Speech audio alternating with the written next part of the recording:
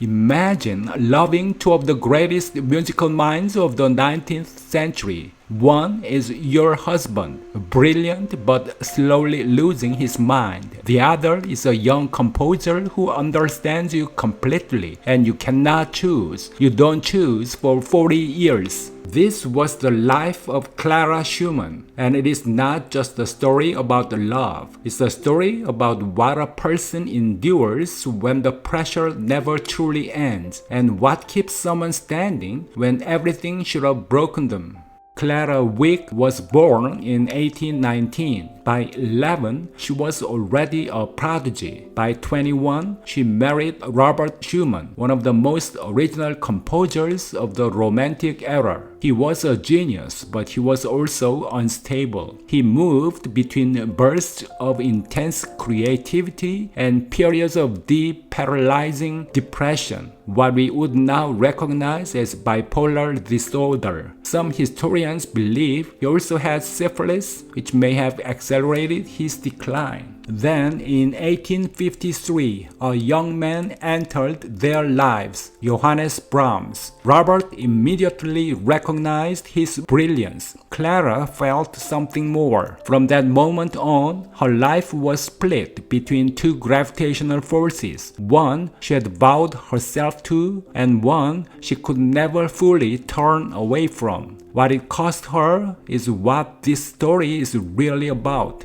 Caring for Robert was not ordinary support. It was relentless. It never stopped. Clara was not just a wife. She was his manager, his editor, his protector, his primary honor for a family of 8. She performed concerts while pregnant, raised children, traveled across Europe, and managed Robert's worsening condition, often alone, often terrified. Stress like this is not meant to last. The human stress response is built for a short burst of danger. A threat appears, the body reacts, the threat passes. But for Clara, the threat never passed. The stress hormones that were supposed to switch off simply stayed on year after year. And over time, that kind of sustained stress doesn't just exhaust you, it changes you. Memory weakens, sleep becomes harder, the ability to recover from grief, from setbacks, from ordinary life slowly diminishes. Researchers who study long-term caregivers consistently find the same pattern. The longer the caregiving, the deeper the wear. There is even a term for it, allostatic load, the accumulated cost of a body that never truly gets to rest. Clara carried that weight for years before Robert was finally institutionalized in 1854. By then, the cost had already begun.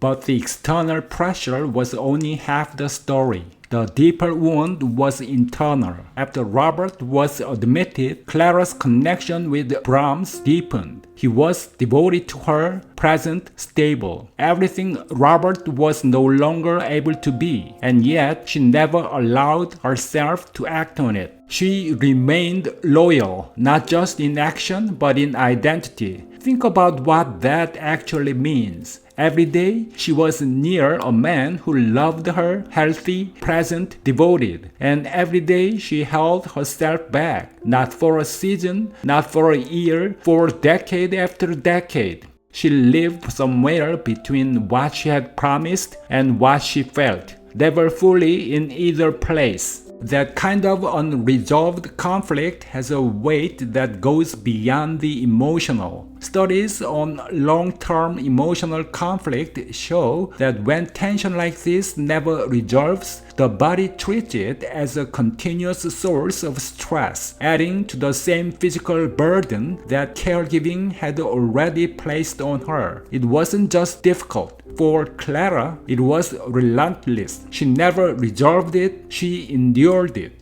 And still, she performed. On stage, she was precise, controlled, brilliant. Off stage, her life never stopped demanding from her. She suppressed grief, managed expectations, maintained composure in concert halls, letters, in public life, while privately carrying losses that would have silenced most people entirely, what we now call emotional labor. And this kind of effort leaves traces. Keeping up the appearance of being fine when you're not draws on the same reserves that stress and conflict had already been depleting. It is exhausting in a way that is easy to dismiss because it leaves no visible marks. Clara sustained it for decades. Her final years brought strokes and serious physical decline. The body, in the end, presented part of the bill.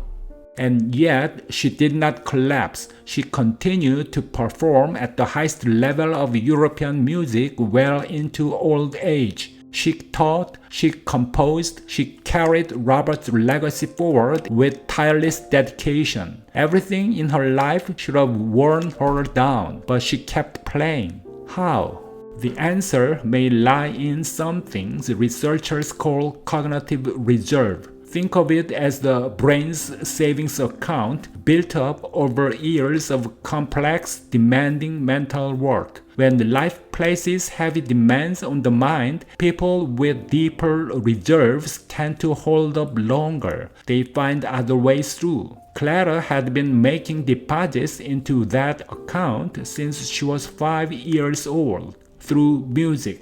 Decades of intense musical training reshape the mind in ways that are genuinely protective, strengthening connections, building resilience, creating multiple pathways where before there was only one. A lifetime at the piano doesn't just make you a better musician. It builds a kind of mental durability that ordinary experience doesn't. And here is the paradox. The piano was one of the greatest sources of pressure in Clara's life. The concerts, the expectations, the relentless demands of maintaining excellence while everything else was falling apart. And yet, that same instrument was quietly building the very resilience that kept her going. Music broke her and it saved her. Without it, she might not have endured. With it, she did. Clara Schumann's life is not just a romantic tragedy. It's a portrait of endurance of a person carrying more than anyone should have to carry and continuing anyway. She did not escape the weight of her life. She played through it. So the next time you hear Robert Schumann's music or the works of Johannes Brahms or Clara's own compositions, listen carefully.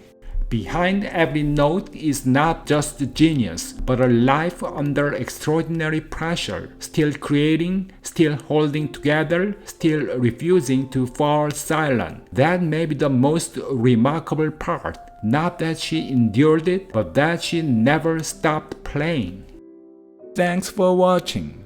If you found this video helpful, give it a thumbs up and don't forget to subscribe to the channel.